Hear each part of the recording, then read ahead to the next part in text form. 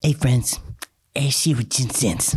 How you doing? I don't know what that is. I don't know if that's like a bad Brando or a bad De Niro. I don't know what that is. Today I'm talking to you guys about some of my signature scents. Yeah, 7 of the scents that I would personally say are my signature scents, which is actually really hard to do considering I got a few more fragrances than your average guy.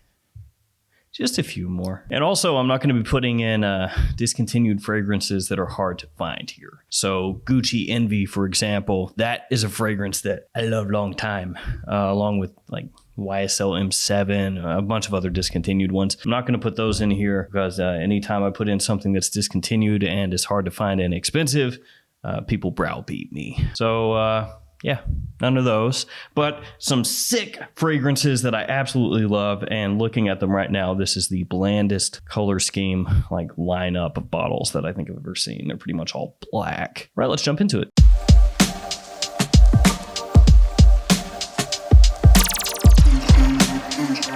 Signature scent time, baby. If you don't know what a signature scent is, I mean, it's kind of self-explanatory, but that's a fragrance that's your signature, man. People smell that and they go, hey, that smells like Timbo. Yeah, Timbo is always wearing that cool water, the OG. So for a lot of people, they would think of you when they smell that fragrance because you just rock it so often. And I've got so many, I can't just pick one. So that's why we're doing 7. Cheating a little bit. First up, Creed, Green Irish Tweed. Yeah, this one right here. This is one of my ride or die fragrances. Absolutely love this stuff. It's got iris, lemon verbena. It's got ambergris, bit of mint, violet leaf. It's supposed to smell like a walk through the Irish countryside. And by that, basically they just mean, hey, it's green, it's fresh, clean, it's brisk, and it's gentlemanly, which I look very gentlemanly right now in my sick waffle knit hoodie. This does have a similarity to Cool Water from Davidoff, but this came first, so there's that, I guess. It is obviously a higher end fragrance, smells higher quality, and it should because it's like 10 times plus the cost of Davidoff, even from discounters. So Creed Green Irish Tweed, that one I absolutely adore. It's basically something that I look forward to wearing every single spring. You know, I never miss a chance to put that stuff on. All right, next up we're gonna go with DHI, Little Dior Homme Intense. This stuff is so good. It happens every time. Every time I smell this stuff, my brain shuts off. It's just like, you know, it's like some people who like to have a fine cigar or a really high-end whiskey or, you know, a Michelin star food or audiophiles with like a fantastic home sound setup. You know, they're just those things, those triggers for certain people where when they get to experience whatever it is that does it for them, they're just like, my brain shut off. It's good. Happy. That's kind of what happens when I smell this. So this has ambrette, pear, lavender, cedar, and of course iris as some of the notes in the fragrance. I've got multiple bottles of this stuff. I've got older bottles, I got newer bottles, which is this one, and I love them all. Now, if you're not a big Dior Homme Intense guy, I would say you don't need to pay up and get an older bottle. This newer version, if you want to call it that, is going to be just as good for you as the older ones. The older ones, just leave that to the people who have a strong attachment to the fragrance, who want to pay up a good amount of extra dough to have that slight difference that, you know, draws them to that older bottle. For the vast majority of people, the new one is going to be just as good, is what I'm trying to say. So just keep it with that one. More of a formal fragrance, that one, more of an evening, you know, kind of night out scent, winter time, fall time. It's got great performance. Absolutely love it. Dior Homme Intense is amazing. It's one of the best designer fragrances I've ever smelled. Next up on this hit list is Lunarosa Black from Prada. This one was a bit of a surprise when it came out. The Lunarosa line originally, you know, you had Lunarosa Sport, Lunarosa O Sport, and those all kind of fit into the same style. You know, spring, summertime, sporty, clean, casual gym fragrances. You could wear them to the office as well. And they had that Prada sort of, you know, clean soapiness around the edges to an extent, right? And then they came out with Carbon. Carbon was like Prada Sauvage, but still, it kept that versatility, you know, that mainly warm weather usage kind of style that the earlier Lunarosas had. And then Black came out, and it doesn't smell anything like the original Lunarosa. So it was just kind of this fragrance off to the side doing its own thing. It smells a little bit like Midnight in Paris, which is discontinued. F's in the chat, pour one out for your dead fragrance homies. See you on the other side, Midnight in Paris. Also smells a little bit like Bulgari Black, kind of melded together with Midnight in Paris. Lunarosa Black though, despite having some of those similarities to those other fragrances, absolutely kills it. This stuff smells very unique compared to most things on the market. It does have a prominent tonka note, which is going to give you that mass appeal. But then you have Angelica in there. You've got a little bit of bergamot. You got some amber, some patchouli, and it's just really well done. Dark, mysterious, sexy, slightly sweet, a little bit warm, touch of powder. Love Lunarosa Black. Oh boy. Code Absolute from Giorgio Armani. This one is my favorite Code fragrance as of right now. And in order to have something come out in this line that supplants this, that's gonna have to be one heck of a fragrance. Got a lot of vanilla, which I love. There's tonka, there's suede, there's nutmeg, there's mandarin orange in here. It's a big compliment puller. It's sweet, but not too sweet. It's a little bit smooth, but it has this kind of effervescence in the opening, this sparkle where it just leaps off your skin like a carbonated beverage almost, but in the best of ways. The performance is just perfect.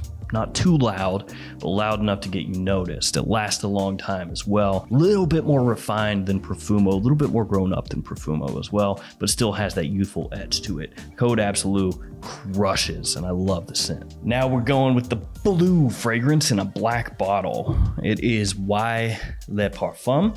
So Y Eau de Parfum also, frankly, could have made this list. You know, you could kind of say like Le Parfum and Eau de Parfum are together in this spot if you wanted to, and that would still be accurate. The two fragrances, Y Eau de Parfum and Y Le Parfum, they are my go-to blue fragrances more often than not. So this one has apple, sage, lavender, and tonka along with some woody notes. Y Le Parfum is quite close to Y Eau de Parfum, so they're not drastically different or anything like that. Y Le Parfum maybe not quite as sweet as the EDP, a little bit more grown up, a little bit deeper, but still quite similar. Y Eau de Parfum is one of my most consistently complimented fragrances out of, I don't even know how many at this point. Seriously though, probably like 3,000 or something at this point. I really honestly don't know, but Y Eau de Parfum is just universally loved. You can wear that stuff anywhere and people are gonna fawn over it. You know, if they catch a good whiff, they're gonna be like, what do you got on? That smells great. Y Le Parfum also really good at pulling those compliments, though for some people, it's probably not gonna be quite as appealing because of those slight tweaks and changes. But for me, it actually improved upon the Eau de Parfum just ever so slightly, which is why it's here. So when I'm going for just a dumb reach blue fragrance, a lot of times, you know, if it's something I'm just gonna grab and go and I'm not really giving any thought to it, one of those two Y fragrances is what I'm going for. This next fragrance I really love. I've got great memories associated with this, so of course that doesn't hurt. I mean, signature scents a lot of times are fragrances that you grow attached to for one reason or another, and they just gradually become your signature scent. That's how it happens a lot of times, and this one is one of those scents kind of like that for me. It's Oud Noir from Versace. Oud, saffron, cardamom, and black pepper, some of the notes in the scent. Some people will compare it to Oud Wood, which is also an amazing scent. Love Oud Wood. So this one, I can still remember when it was announced. I was really hyped about it. I was really excited to try it out.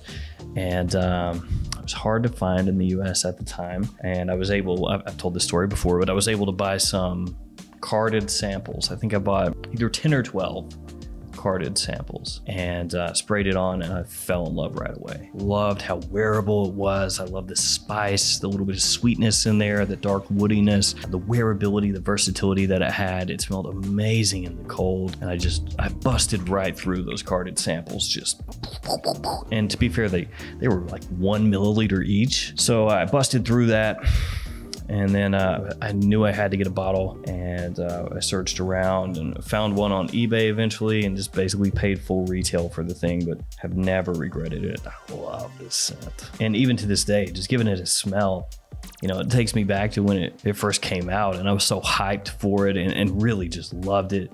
It just kind of takes me back to that moment and like things that were going on around that time. And then I wore the heck out of it. And I'm sure for a lot of you guys out there, you can kind of relate on that in some way. You know, a fragrance that when you smell it, you just flash back to a different time, different place, different people, different everything. Last but not least, good old African leather. And over time, somehow my cap has it's lost staying power.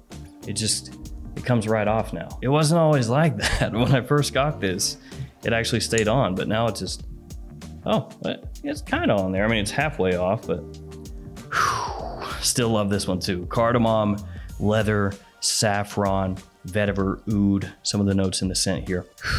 Love it. Even though it's a leather scent, it's really more so for me about the spices, the cardamom and saffron specifically. They're very sweet here. They're spicy. They're rich. They command your attention right away. The leather, it's always there, but it's kind of like this supporting role, helping lift up the other notes and letting them shine. And then as you dry down, or as the fragrance dries down, vetiver comes out more, which is a note I love. So it just works perfectly for me. Some people will hate on that because it is a niche fragrance, so it's going to be a little more expensive, and it has kind of designer sensibilities in the sense that it's made to be as mass appealing as possible. Even though, yes, there's leather here, there's vetiver, there's oud, there's cumin. You would think, oh man, it's going to be animalic, going to be funky, but no, they really try to keep this just as mass appealing as possible. Some people don't like that. Some people want something more challenging when they pay up for those niche fragrances, but for me, I love that it has that wearability, that versatility, but it has this higher quality to it. So even though the price point is higher and maybe it's not as adventurous as you might want the fragrance to be, you do get a higher quality of ingredient in the fragrance, and you can tell. So African leather, that one's a signature scent of mine. Absolutely love the stuff. And that fragrance kicked off my whole love of the house of Memo. If I didn't like that one as much, I wouldn't own all the fragrances from the house that I do.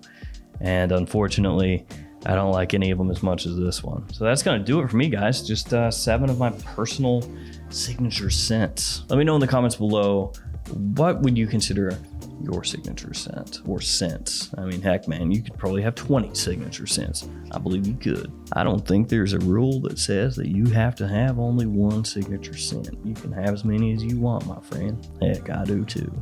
I can't even tell you how many I do. All right. Thank you for hanging with me today. Thanks for all your support. Stay safe out there. I'll see you tomorrow with another fragrance video. See you later.